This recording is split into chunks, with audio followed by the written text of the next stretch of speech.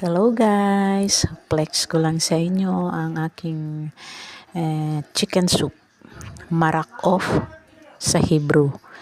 Nilagyan natin ng sibuyas, carrot, potato, at saka celery and parsley. Yan ang chicken soup ng Israeli. Walang oil. Ganyan ang soup nila dito. Hindi nilalagyan ng oil. Yummy, yummy.